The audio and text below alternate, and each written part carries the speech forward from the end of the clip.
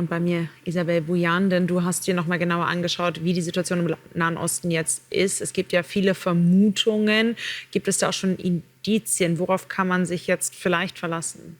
Also Geheimdienstexperten, die rechnen mit einem massiven Angriff, der für den jüdischen Staat und auch für die moderne Armee zur Bedrohung werden könnte, also richtig gefährlich werden könnte. Ja, der Iran setzt dabei vor allem auf seine militanten Unterstützer, allen voran die Hisbollah. Nach dem Tod des stellvertretenden Chefs durch einen israelischen Luftangriff hat die Hisbollah Israel Rache geschworen. Ja, und bereits seit dem Hamas-Massaker am 7. Oktober herrscht ja bereits Krieg im Grenzgebiet zwischen Israel und dem Libanon. Die Hisbollah will mit ihren Angriffen, das sagt sie ganz klar, auch die Hamas-Terroristen, die palästinensischen Hamas-Terroristen im Gazastreifen unterstützen und feuert bereits immer wieder Raketen auch auf den Norden Israels ab. Bereits dort hat es mehrere Verletzte gegeben. Und so wird auch damit gerechnet, dass der Iran zuschlagen wird, und zwar gemeinsam mit der Hisbollah und der Hamas. Doch wir wollen einmal ganz genau darauf schauen, wer ist die Hisbollah einmal? Das habe ich einmal zusammengefasst. Die Hisbollah hat sich bereits gegründet, offiziell gegründet, 1982, und zwar mitten im libanesischen Bürgerkrieg. Sie ist hauptsächlich auch noch im Libanon aktiv, gilt aber auch als regionaler Strippenzieher. Da mag man einmal zum Beispiel an das Nachbarland Syrien denken. Dort unterstützt die Hisbollah gemeinsam mit dem Iran den Machthaber Assad und hat dort auch schon für viele Attentate und Verletzte und Tote gesorgt.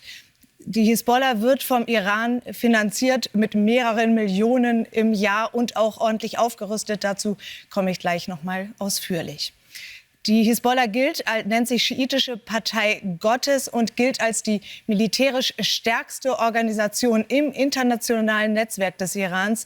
Sie verfügt über rund 150.000 Raketen und gilt somit auch als der gefährlichste Gegner Israels. Und ich habe es eben schon angesprochen, die Hisbollah gilt mittlerweile auch als Verbündeter der Hamas-Terroristen. Doch was will die Hisbollah überhaupt? Auch das habe ich einmal zusammengefasst. Was sind die Ziele der Hisbollah? Die Ziele sind vor allem islamistisch geprägt. Also sie möchte die Stärkung der Schiiten, und zwar weltweit, erreichen. Sie nennt sich sogar soziale Wohltätigkeitsorganisation und betreibt eigene Krankenhäuser und eigene Schulen. Ja, da muss man klar dazu sagen, damit sichert sie sich auch die Unterstützung der libanesischen Bevölkerung, betreibt darüber hinaus auch eigene Fernsehsender, ja, und erzieht so auch die Menschen im Land. Sie fällt auf durch ihre anti-westliche Haltung und hat sich verschrieben dem bewaffneten Kampf gegen Israel. Das sagt sie also auch ganz deutlich, macht auch gar kein Hehl daraus, auch dass sie der verlängerte Arm des Iran ist. Ja, und wie hat das überhaupt, wir wollen einmal ein bisschen zurückblicken. Wo liegt der Konflikt auch begründet? Und zwar die größte Auseinandersetzung, die lieferten sich Israel und die Hisbollah im sogenannten Sommerkrieg 2006. Es begann mit der Entführung 2 israelischer Soldaten.